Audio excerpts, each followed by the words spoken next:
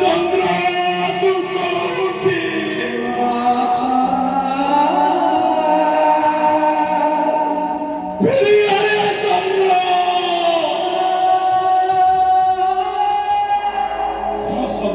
ଗତି ଯଦି କଣ ଶୁଭୁଥିବ ଜାଣିଛ ବାପା ସେଇ କାଳଜମ ବଡ ଦାରୁଣରେ ନ ଜାଣଇ ସୁଖ ଦୁଃଖ ଭାଜି ନବ କଞ୍ଚା ରଖିବ ପାଚିଲା ଧମଟି ଦାରୁଣ ଦୁଃଖ ବାପା ସେ ମୃତ୍ୟୁଟା ମତେ ବହୁତ ଦିନରୁ ଅପେକ୍ଷା କରିଛି ହେଲେ ସିଏ ବିଚରା ଜାଣିନି ମୁଁ ତାକୁ ତା ଆଗରୁ ଅପେକ୍ଷା କରିଛି ବାପା ଆସ ମୃତ୍ୟୁ ଆରେ ଆସ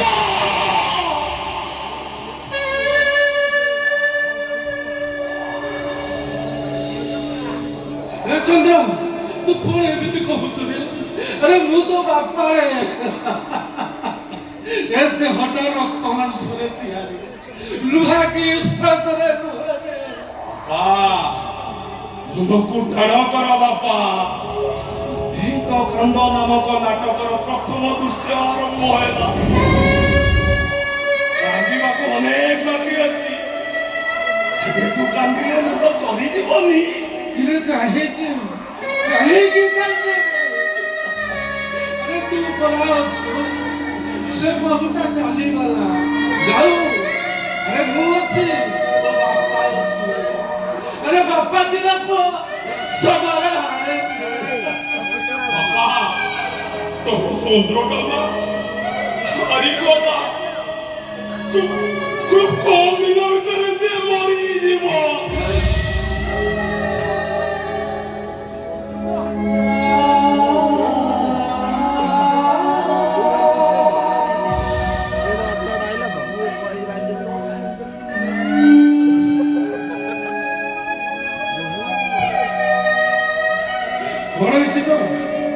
Motor udah pipi. Motor pipi tu poro di mana kau kiri ni nosto hijai. Nani, tu bicara kau tu. Mau bicara kau tu. Nak pocaro tu bapu aku. Mudo medical tu dah tele. Sesai medical tu dah tele ke naik. Pocaro. Chandra. कौन है अरे मते टिके होला रे अरे मु तो बापा रे अरे मते होला जे जहा कहूची मिछ कहूची हे चंद्र कह चंद्र अरे से जहा कहूची मिछ बाबा मृत्यु एक छोट पिला लेखु थाए कांतरे मृत्यु एक पछे चली थाए प्रति मुहूर्त ताकू ही जना किते बेले काहे से मारिबो ताकू ही जना बापा ये देखुनो बापा सेठी किंती गोटे महिषी मोर को नेछि बापा देखो बापा से महिषी मोर को नै आसुची देखो बापा देखो मारी आसुची बापा देखो बाबा से कोंकार bisa bantuin udah ke mau kemari sudah sih bapak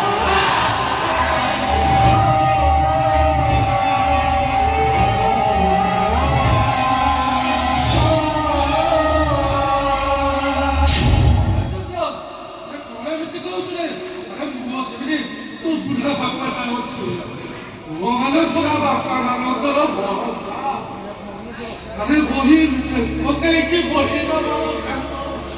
हे चंद्र कर्म करुणा फल पाई प्राणीता अवश्य पुंज जेमिति कर्म सेमिति फल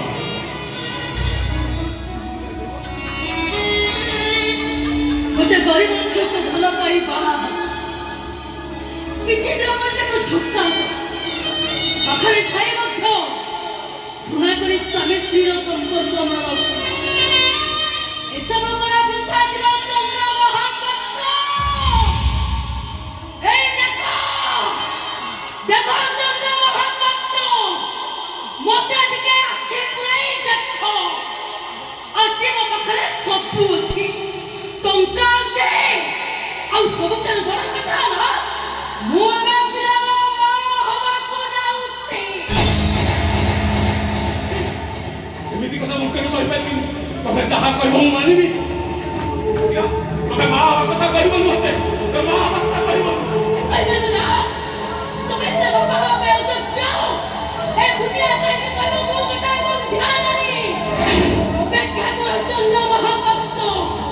ମୁଁ ବି ପ୍ରମାଣ କରିଦେବି ମୁଁ ବି ମା ହେଇପାରେ। ସେ ପିଲାଟାକୁ ସେଇ ପେଟ ଭିତରେ ମୁଁ ମାରିଦେବି। ତାକୁ ଏ ଦୁନିଆର ଆରମ୍ଭ ଦେଖିବାକୁ ଦେବିନି। ମାରିଦେବି ସେ ପିଲାଟାକୁ ମାରିଦେବି।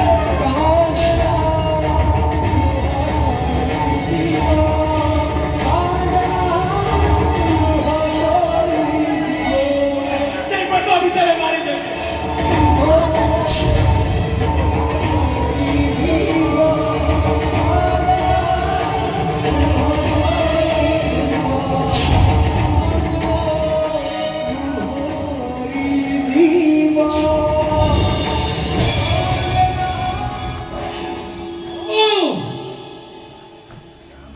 ସ୍ୱାମୀ ଉପରକୁ ହାତ ଉଠାଉଛୁ ନରକରେ ପଡ଼ିବ। ଏମିତି ସ୍ୱାମୀକୁ ମାଡ଼ ମାରିଲେ ପୁଣ୍ୟ ହବ ବାପା।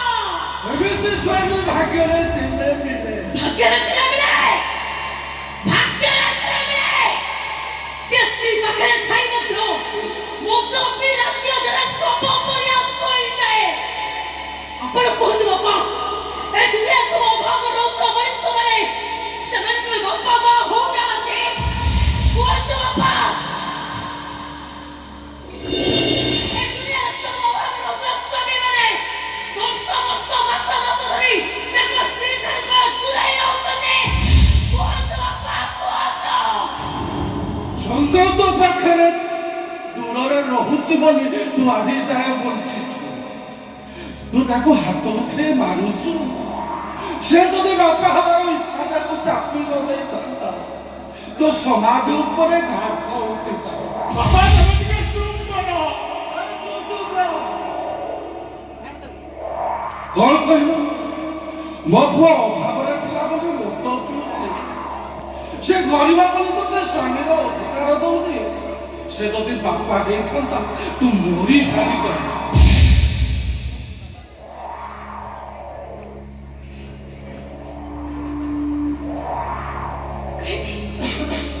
କଣ ହେଇଛି ନା? କଣ ହେଇଛି? ହେଲେ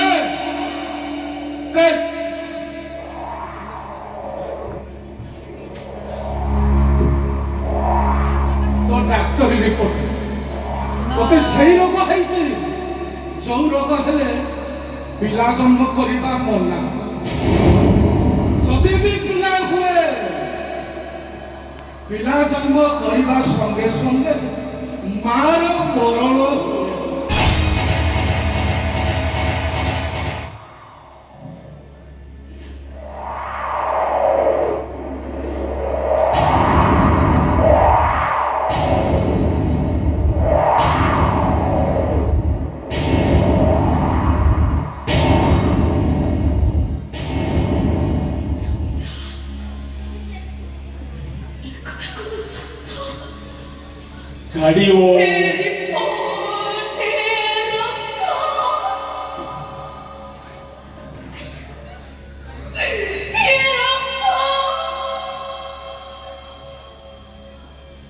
ଗାଡି ଓ ମାୟୋପାତି ମନେ ପକେଇଲ ସତ୍ୟ।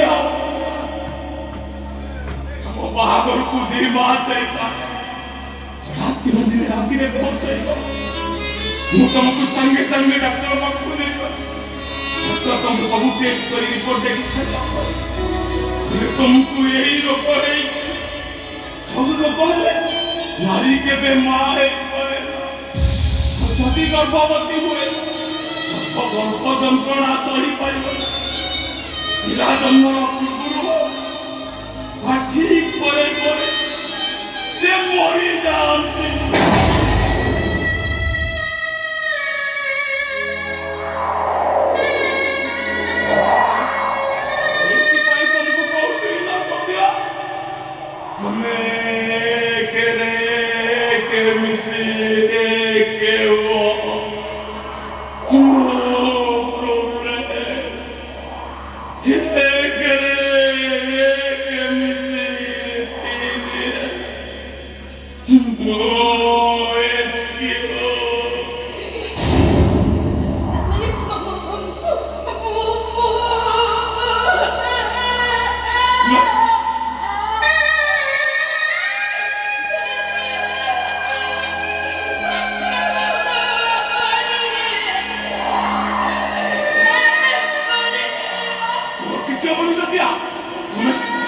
ସ୍ୱତନ୍ତ୍ର ପାଇଁ ବଞ୍ଚିବ। ଚାଲ ଚାଲ ଏଇନା ଯାଇ ସେ ପିଲାଟାକୁ ନଷ୍ଟ କରିଦେବା। ଚାଲ ସତ୍ୟା ଚାଲ।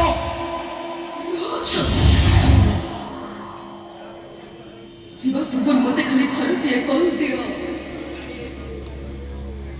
ଏ କଥା ତୁମେ ମୋତେ ଲୁଚେଇଥିଲ କାହିଁକି? ଏଇଥିପାଇଁ ଯେ ତୁ ମନ ଦୁଃଖ କରେ, ସେ ତୋ ପାଖରେ ଥାଇ ଦୂରେଇ ରହୁଥିଲା।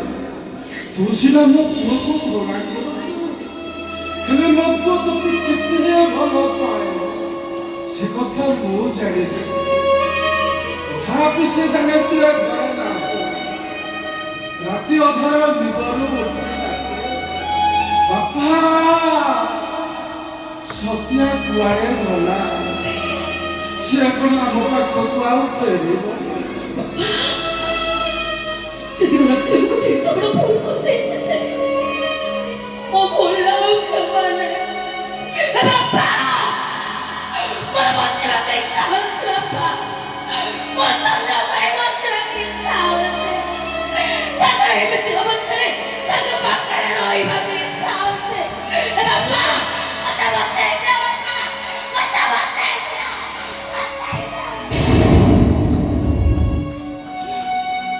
ତୁ କ'ଣ କରିବୁ? ତୋ ହାତରେ ଛାଡ଼ିଦେଲି ତୋ ହାତରେ ମୋ ପୁଅର ଜୀବନ।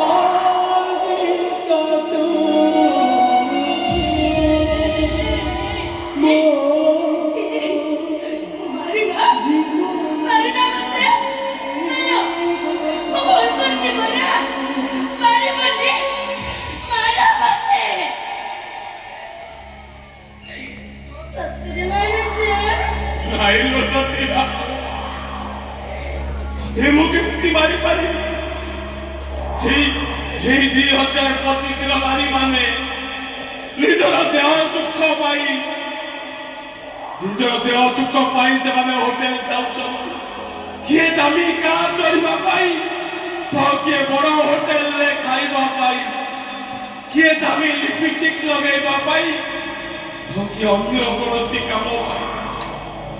ତୁ ଗୋଟାଏ ମା ଯିଏ ନିଜର ସ୍ୱାମୀର ସୁଖ